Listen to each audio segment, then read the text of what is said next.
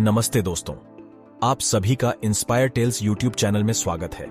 हम यहाँ पर आपके लिए मोटिवेशनल कहानियों, प्रेरणादायक किस्सों और प्यार भरी कहानियों को साझा करने के लिए हैं।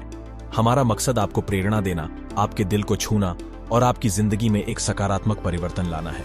तो आइए हमारे साथ जुड़ें और एक साथ अनदेखी शक्ति को पहचानें। धन्यवाद इंस्पायर टेल्स को चुनने के लिए।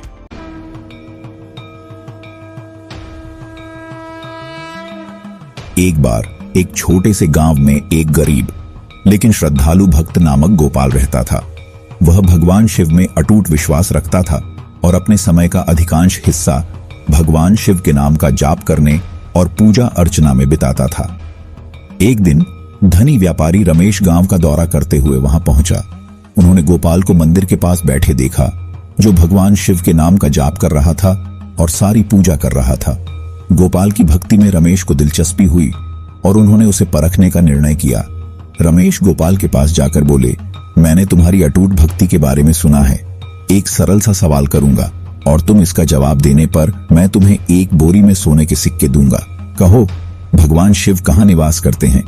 गोपाल मुस्कुराकर बोला, आपकी कृपा हो स्वामी जी।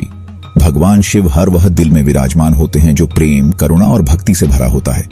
उनका आवास किसी विशेष स्थान या मंदिर से सीमित नहीं होता है।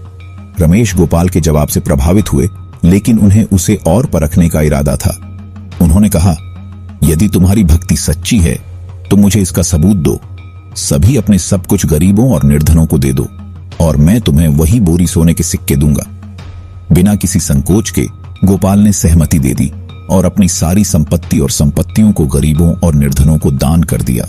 वह इसे प्यार और निस्वार्थ भावना से करता था, क्योंकि उसे यह विश्वास था कि सच्ची धन की प्राप्ति देने में है। गोपाल की निस्वार्थ और पवित्र भक्ति देखकर भगवान शिव बहुत प्रसन्न हुए।